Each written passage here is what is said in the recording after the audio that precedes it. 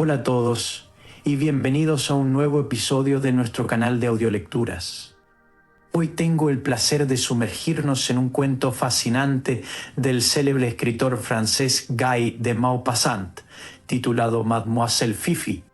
Este relato, ambientado en la época de la ocupación prusiana de Francia, nos introduce en el mundo de unos oficiales prusianos alojados en un castillo francés. A través de sus interacciones y los eventos de una noche en particular, Maupassant no solo nos ofrece una crítica mordaz de la invasión, sino que también explora temas de resistencia, honor y la complejidad de las relaciones humanas bajo el yugo de la opresión.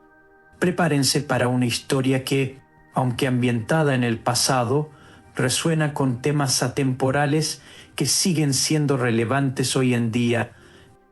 ¿Listos para empezar? Vamos allá. Mademoiselle Fifi, de Guy de Maupassant. El teniente coronel, comandante prusiano, conde de Farnsberg, acababa de leer su correo. Arrellanado en un amplio sillón de tapiz y sus botas sobre el refinado mármol de la chimenea, donde sus espuelas, después de 3 meses que tomaron el castillo de Euville, habían trazado 2 surcos profundos, horadando un poco más cada día, una taza de café humeante sobre una mesita de marquetería manchado por los licores, quemado por los cigarros, rayado por el cortaplumas del oficial conquistador que, algunas veces, después de afilar un lápiz, trazaba sobre el mueble delicado unos signos o unos dibujos, según la fantasía de sus sueños irreflexivos. Cuando terminó sus cartas y hojeó los periódicos alemanes que su cartero le había traído, se levantó, luego de tirar al fuego 3 o 4 enormes leños verdes, ya que estos señores arrasaban poco a poco el parque para calefaccionarse, se acercó a la ventana. La lluvia caía en oleadas, una lluvia normanda que se diría que era lanzada por una mano furiosa, una lluvia al sesgo, espesa como una cortina, formando una suerte de muro de rayas oblicuas, una lluvia punzante, mojadora, ahogándolo todo, una verdadera lluvia de los alrededores de Rouen, esa vacinilla de Francia. El oficial miró largo tiempo el césped inundado, y al fondo, el andelle crecido que desbordaba, y tamborileaba contra el vidrio un vals del Rin. Cuando un ruido le hizo volverse, era su segundo, el barón de Kelwinstein, que tenía el grado equivalente de capitán. El comandante era un gigante, de anchas espaldas, guarnecido de una larga barba en abanico formando un mantel sobre su pecho, y todo su continente solemne evocaba la idea de un pavo militar. Un pavo que tuviera su cola desplegada en su mentón. Tenía ojos azules, fríos y gentiles, una mejilla cortada por un golpe de sable en la guerra de Austria. Se decía que era un buen hombre y un valiente oficial. El capitán, pequeño de cara roja con un vientre abultado, fajado con fuerza, llevaba casi afeitada su barba rojiza, cuyos hilos de fuego harían creer, se encontraba bajo ciertos reflejos, que su cara estaba frotada con fósforo, 2 dientes perdidos en una noche de farra, sin que se recordara cómo, hacían que escupiera unas palabras pringosas que no siempre se entendían. Era calvo en la coronilla del cráneo solamente, tonsurado como un monje, con un vellón de pelitos, dorados y brillantes, alrededor de ese círculo de carne desnuda. El comandante le dio la mano. Se tomó de un trago su taza de café, la 6ª en la mañana, escuchando el informe de su subordinado acerca de las novedades del servicio. Luego ambos se aproximaron a la ventana comentando que eso no era agradable. El comandante era un hombre tranquilo, casado en su tierra, se acomodaba a todo, pero el varón capitán, vividor tenaz, mujeriego, frenético perseguidor de mujeres, rabiaba de estar confinado por 3 meses en la castidad obligatoria de esa guarnición perdida. Como llamaron a la puerta, el comandante gritó que entraran. Era un hombre, uno de sus soldados bajo su mando. Se asomó en el vano, anunciando con su sola presencia que el almuerzo estaba servido. En la sala se encontraban los 3 oficiales de menor grado, un teniente Otto de Grossing, 2 subtenientes, Fritz Scheunaburg y el marqués Wilhelm de Eyrick.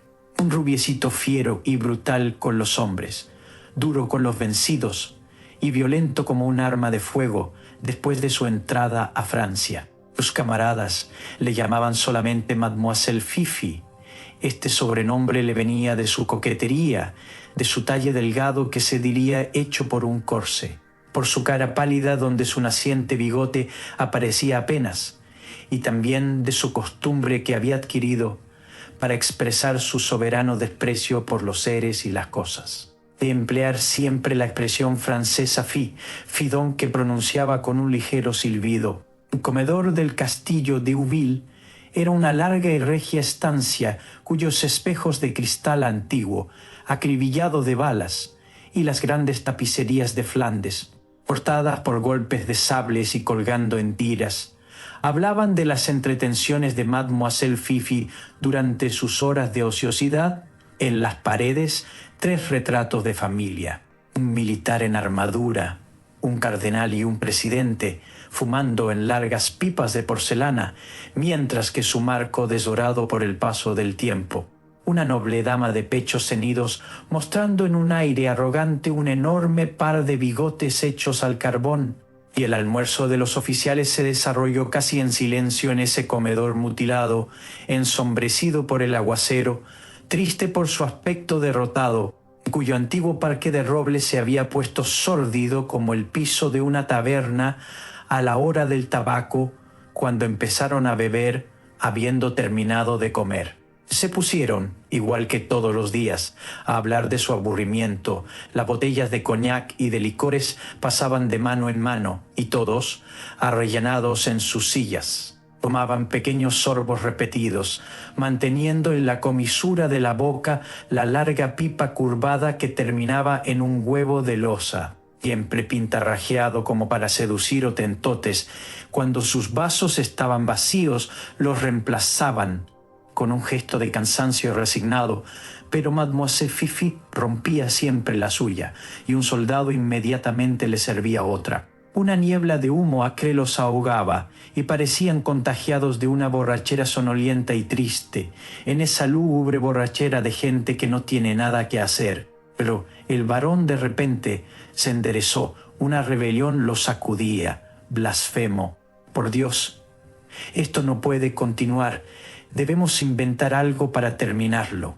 Juntos el teniente Otto y el subteniente Fritz, 2 alemanes dotados eminentemente de fisonomías alemanas pesadas y graves, replicaron: ¿Qué, mi capitán? Pensó algunos segundos, después respondió: que, muy bien, organizaremos una fiesta si el comandante lo permite. El comandante sacándose la pipa: ¿Cuál fiesta, capitán? El varón se acercó. Yo me encargo de todo, mi comandante. Yo enviaré a Rouen al deber que nos traerá las damas. Sé dónde las puede encontrar. Prepararemos aquí una cena. Nada nos falta por lo demás. Y al menos pasaremos una buena velada. El conde de Farnsberg alzó los párpados sonriendo. Está loco, mi amigo. Pero todos los oficiales estaban de pie, rodeando al jefe, suplicándole: permítale al capitán, mi comandante. Es triste aquí. Finalmente el comandante cedió. Bueno, dijo, e inmediatamente el varón fue a llamar al deber. Era un viejo suboficial que nunca se le veía sonreír, pero que cumplía fanáticamente todas las órdenes de sus jefes, cualquiera que ellas fuesen. De pie, con su cara imperturbable, siguió las instrucciones del varón, luego salió, y 5 minutos más tarde un gran vehículo de convoy militar, cubierto de un toldo de molino tendido como una cúpula, arrancaba bajo la lluvia feroz, al galope de 4 caballos. Inmediatamente un estremecimiento de renovación pareció correr por los espíritus, las actitudes languidas se enmendaron, los rostros se animaron y se pusieron a charlar. Aunque el aguacero continuaba con tanta más furia, el mayor afirmó que estaba menos oscuro, y el teniente Otto comentó con convicción que el cielo estaba aclarando. Mademoiselle Fifi misma parecía no poder mantenerse en su lugar. Se levantaba, se volvía a sentar. Sus ojos claros y duros buscaban alguna cosa para romper. De repente, fijándose en la dama de los bigotes, el rubio jovencito sacó su revólver. «Tú no lo verás», dijo, y sin moverse de su lugar, disparó. 2 balas sucesivamente perforaron los 2 ojos del retrato. Luego gritó: «Hagamos la mina». Y bruscamente la conversación se interrumpió, como si un interés irresistible y novedoso se hubiese apoderado de todos. La mina era de su invención, su manera de destruir, su entretención preferida. Al abandonar su castillo, su legítimo propietario, el conde Fernando de Amois de Úbil no tuvo tiempo para llevarse nada, ni esconder nada, salvo la platería en la cavidad de un muro. Ahora, como era muy rico y espléndido, su gran salón, cuya puerta abría hacia el comedor, presentaba, ante la precipitada huida del dueño, el aspecto de una galería de museo. De las murallas colgaban las telas, los dibujos y las acuarelas de valor, mientras que en los muebles, los libreros y en las finas vitrinas miles de adornos, potiches, estatuillas, figuras de Sajonia, figuritas chinas, marfiles antiguos, cristales de Venecia, poblaban el vasto departamento de su colección valiosa y peculiar. Escasamente algo quedaba. No es que lo hubiesen saqueado, el comandante conde de Farnsberg no lo hubiese permitido, pero Mademoiselle Fifi de vez en cuando hacía la mina. Y todos los oficiales ese día realmente se divertían durante 5 minutos. El marquesito fue a buscar al salón lo que necesitaba. Trajo una linda tetera china de la familia Rosa que llenó de pólvora de cañón y por el pitorro introdujo cuidadosamente un largo pedazo de mecha, la encendió y corrió a dejar esta máquina infernal en el apartamento vecino. Luego volvió muy rápido, cerró la puerta. Todos los alemanes esperaban, de pie, con el rostro sonriente de una curiosidad infantil. La vez que la explosión sacudió el castillo, se precipitaron todos al mismo tiempo. Mademoiselle fue el primero, aplaudiendo con delirio delante de una Venus de terracota cuya cabeza había saltado por fin. Cada uno recogió unos pedazos de porcelana. Impresionados de los bordes extraños de los escombros, examinando los nuevos destrozos, comentando los daños como producto de la reciente explosión. El comandante contemplaba con aire paternal el vasto salón arruinado por esta metralla a lo Nerón y sembrada de cascotes de obras de arte, el primero en salir. Declaró cándidamente: «Fue muy exitoso esta vez». Pero tal torbellino de humo entró al comedor que, mezclado con el del tabaco, no se podía respirar. El comandante abrió la ventana y todos los oficiales, volviendo para beber otra copa de coñac, se acercaron. El aire húmedo saturaba la habitación, dando una suerte de polvo de agua que empolvaba las barbas y un olor de inundación. Miraron los grandes árboles abatidos por los chubascos, el gran valle oscurecido por esta capa de nubes sombría y bajas, y muy a lo lejos el campanario de la iglesia, erecto como una punta gris en la lluvia martilleante. Después de su llegada no había sonado nunca más. Era, por lo demás, la única resistencia que los invasores habían encontrado en los alrededores, aquella del campanario. El cura de ninguna manera se había negado a recibir y a alimentar a los soldados prusianos. Él mismo había muchas veces aceptado beber una botella de cerveza o de Burdeos con el comandante enemigo, que le utilizaba como intermediario benévolo. Pero no debía pedirle ni un solo tanido de su campaña. Antes se había dejado fusilar. Era su manera de protestar contra la invasión. Protesta pacífica, protesta de silencio. La única, decía, que era adecuada al sacerdote, hombre de dulzura y no de sangre, y todo el mundo, a 10 leguas a la redonda, alababa la firmeza, el heroísmo del abad Chantagoine, que osaba manifestar el duelo público, proclamarlo, por el mutismo obstinado de su iglesia. El pueblo entero, entusiasmado por esta resistencia, estaba presto a apoyar hasta el fin a su pastor, con toda valentía. Considerando esta protesta tácita como la salvaguardia del honor nacional, a los campesinos les parecía que así hacían mejor mérito por la patria que Belfort y que Strasbourg, que habían dado un ejemplo equivalente, que el nombre de la aldea se inmortalizaría y, fuera de eso, no negaban nada a los prusianos vencedores. El comandante y sus oficiales se reían juntos de este coraje inofensivo, y como en toda la región se mostraban complacientes y flexibles a su autoridad, toleraban gustosamente su patriotismo mudo.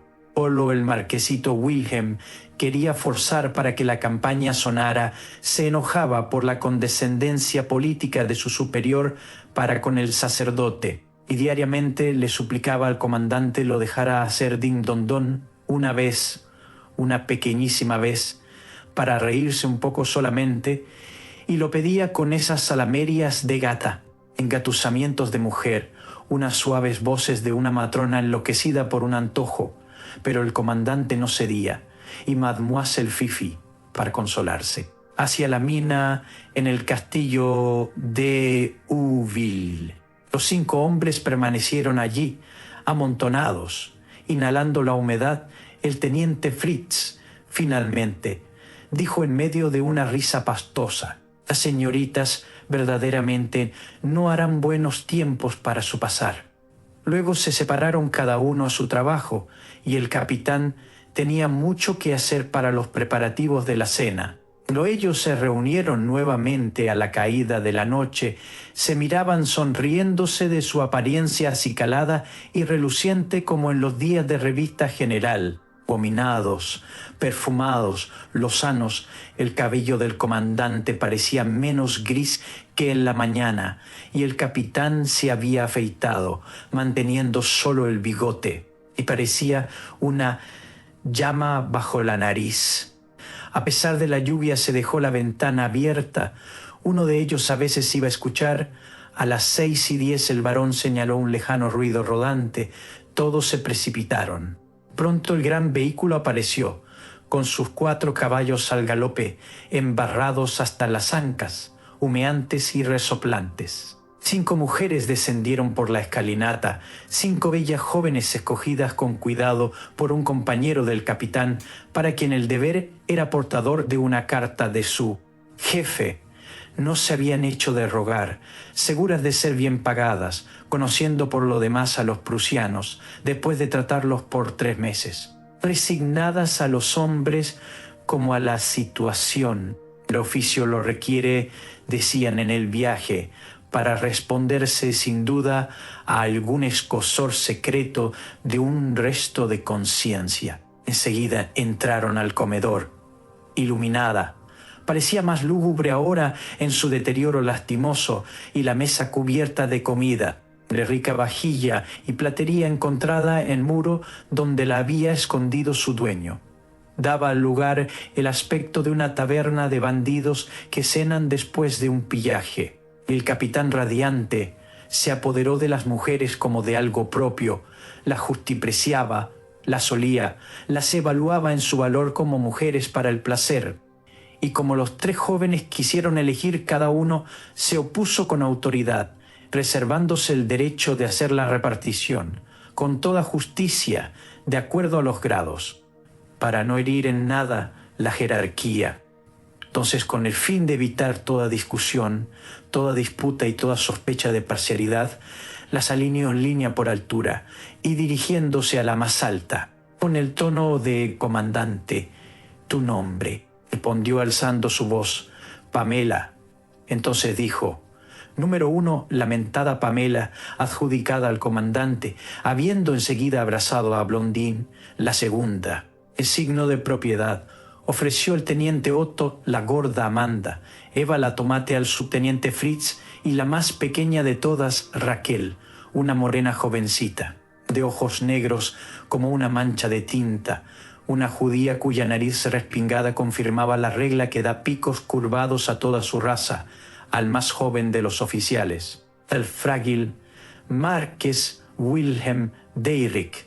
Todas, por lo demás, eran bonitas y entradas en carne, con fisonomías parecidas.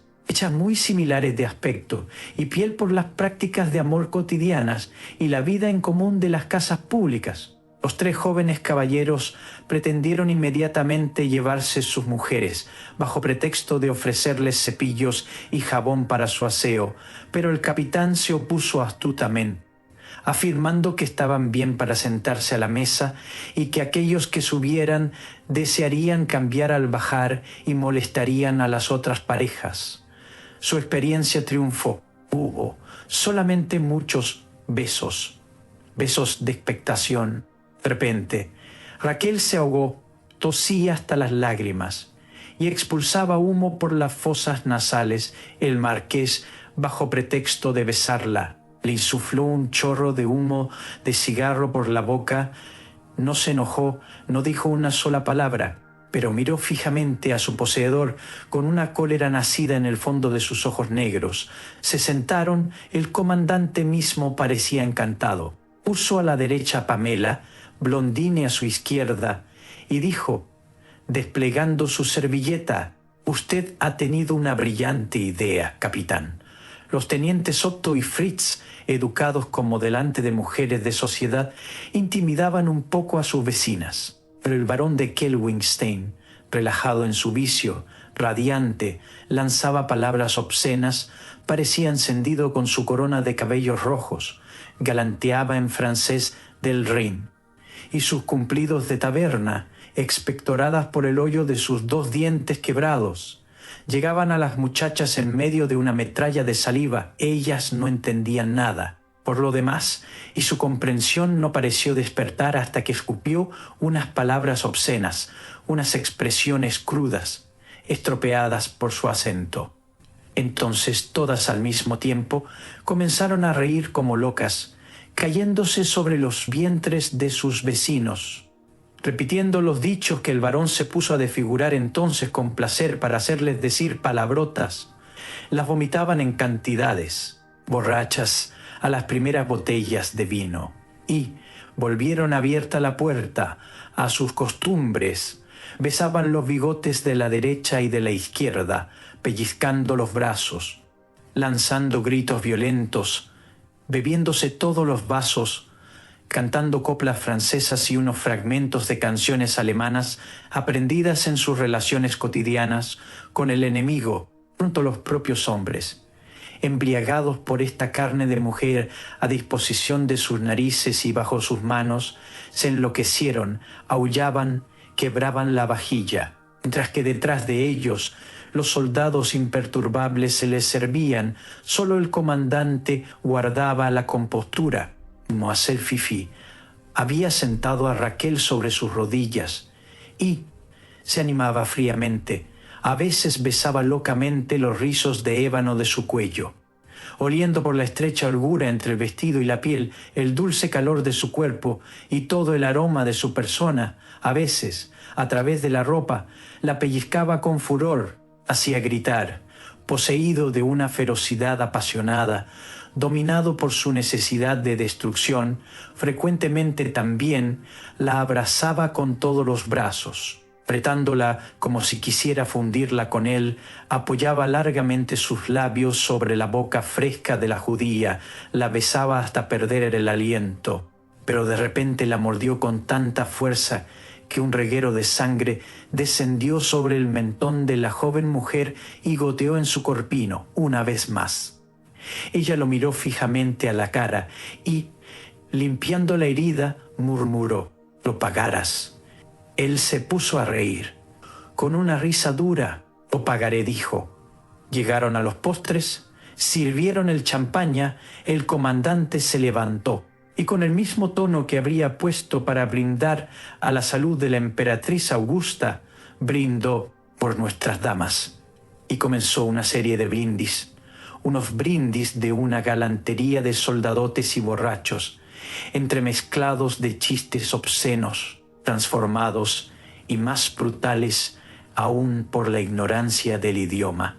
Se levantaban uno después del otro, buscando en su mente, esforzándose para ser ingeniosos, y las mujeres, ebrías de caerse, los ojos vagos, los labios pastosos, aplaudían cada vez desaforadamente. El capitán, deseando sin duda darle a la orgía un aire galante, levantó otra vez su copa y dijo: por nuestra victoria sobre los corazones. Entonces el teniente Otto, especie de oso de la selva negra, se levantó, inflamado, saturado de tragos, parido bruscamente de patriotismo alcohólico.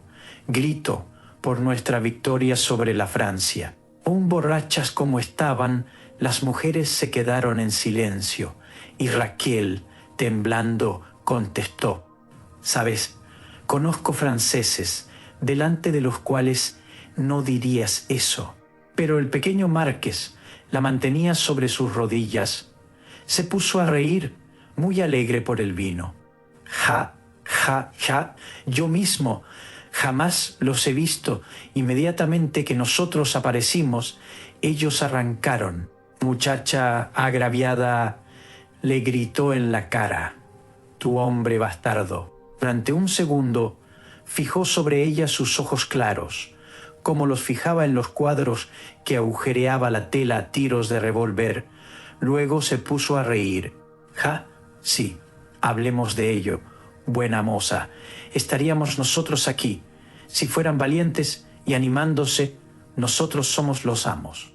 Nuestra es la Francia». Le bajó de sus rodillas, volviendo a su silla. Él se levantó, tendió su copa en medio de la mesa y repitió: «Nuestra es Francia y los franceses, los bosques, los campos y las casas francesas». Los otros, todos borrachos, sacudidos repentinamente por un entusiasmo militar, entusiasmo animal, alzaron sus copas vociferando: «Viva Prusia», vaciándolas al seco. Las muchachas no protestaron nada, reducidas al silencio y paralizadas de miedo. Raquel misma callaba, incapacitada para responder. Entonces el marquesito puso sobre la cabeza de la judía su copa de champaña, llenándola de nuevo. «Son nuestras también», gritó todas las mujeres de Francia. Ella se levantó tan bruscamente que el cristal se volcó, se vació el vino amarillo sobre su cabello negro. Como en un bautizo, cayendo al suelo, se quebró, con los labios temblando. Ella miraba desafiante al oficial, que continuaba riendo. Y ella balbuceó con una voz estrangulada de cólera: Eso no es verdad, ya que ustedes no poseerán a las mujeres francesas». Se sentó para reír a sus anchas, imitando el acento parisino. «Ya está, desquiciada, ¿qué entonces has venido a hacer aquí, nena?» Cortada, se quedó callada primero, sin comprender en su apuro. Después que hubo comprendido bien lo que decía, le lanzó indignada y vehemente: Yo no soy una mujer, yo soy una puta. Es todo lo que se merecen los prusianos». No había terminado cuando la bofeteó al vuelo, pero cuando él levantó la mano nuevamente, loca de rabia, ella tomó de la mesa un pequeño cuchillo de postre con hoja de plata, y tan bruscamente que nadie se dio cuenta, se lo enterró derecho en el cuello, justo en el hueco donde comienza el pecho. Una palabra que pronunciaba se cortó en su garganta. Permaneció boqueando, con una mirada espantosa. Todos lanzaron un rugido y se levantaron en tumulto, pero habiendo lanzado su silla en las piernas del teniente Otto, que cayó a todo su largo, corrió a la ventana, la abrió antes que pudieran alcanzarla, y saltó en la noche, bajo la lluvia que continuaba cayendo. En 2 minutos, Mademoiselle Fifi estaba muerto. Entonces Fritz y Otto desenvainaron y querían masacrar las mujeres que se arrastraban en sus rodillas. El comandante, con esfuerzo, impidió esta carnicería. Las hizo encerrar en un dormitorio, bajo la guardia de 2 hombres, las 4 jóvenes desesperadas. Luego, como si desplegara sus soldados para un combate, organizó la persecución de la fugitiva, seguro de apresarla. 50 hombres, fustigados de amenazas, fueron lanzados al parque. Otros 200 rastrearon los bosques y todas las casas del valle. La mesa, desmantelada en un instante, servía mientras tanto de litera mortuoria, y los 4 oficiales, rígidos, sobrios, con la cara endurecida de hombres de guerra en funciones, permanecían de pie ante la ventana, escudriñando la noche. La lluvia torrencial continuaba, un chapoteo continuaba llenando la oscuridad, un flotante murmullo de agua que cae y de agua que corre, de agua que gotea y de agua que salpica. De repente un tiro resonó, luego otro más lejos, y durante 4 horas se escucharon así de vez en cuando unas detonaciones cercanas y lejanas, y unos gritos de ánimo, unas palabras extrañas lanzadas como llamados de voces guturales. En la mañana regresaron todos. 2 soldados habían sido muertos, y otros 3 heridos por sus compañeros en el fragor de la caza y la alarma de esta persecución nocturna. No habían encontrado a Raquel. Entonces los habitantes fueron aterrorizados, las moradas dado vueltas, toda la región explorada, revuelta. La judía no parecía haber dejado ni una huella de su paso. El general, prevenido, ordenó echar tierra al incidente para no dar malos ejemplos en el ejército, y ordenó un castigo disciplinario al comandante, quien castigó a su vez a sus subordinados. El general había dicho: no se hace la guerra para divertirse y acariciar mujeres públicas, y el conde de Falsberg, exasperado, resolvió vengarse del pueblo, como le era necesario un pretexto a fin de actuar con rigor. Hizo venir al cura y le ordenó taner la campaña en los funerales del marqués de Eyrick. Contra todo lo esperado, el sacerdote se mostró dócil, humilde, lleno de consideración, y cuando el cuerpo de Mademoiselle Fifi, llevado por unos soldados, precedido, rodeado, seguido de soldados que marchaban con el fusil cargado, salió del castillo de Uville, dirigiéndose al cementerio, por primera vez la campaña tocó su tanido fúnebre con un ritmo alegre, como si una mano amiga la hubiese acariciado. Tocó aún en la tarde, y la mañana siguiente también, y todos los días repicó tanto como querían. A veces incluso, en la noche, se ponía sola en movimiento, y lanzaba dulcemente 2 o 3 sones en la oscuridad, impregnada de una alegría singular, despierta no se sabía por qué. Todos los campesinos del lugar la creyeron embrujada, y nadie excepto el cura y el sacristán se aproximaba al campanario. Es que una pobre muchacha vivía en lo alto. La angustia y la soledad, alimentada en secreto por esos 2 hombres, permaneció allí hasta la partida de las tropas alemanas, luego una tarde. El cura, habiendo pedido prestado la carreta de bancas al panadero, condujo él mismo a su prisionera hasta la puerta de Rouen. Habiendo arribado, el sacerdote la besó, tendió y caminó apresuradamente hasta los pies del prostíbulo, cuya madame la creía muerta. Fue sacada de allí algún tiempo después por un patriota sin prejuicios que la amaba por su bella acción. Después, habiéndola querido por sí misma, la desposó, convirtiéndola en una dama que valía tanto como muchas otras.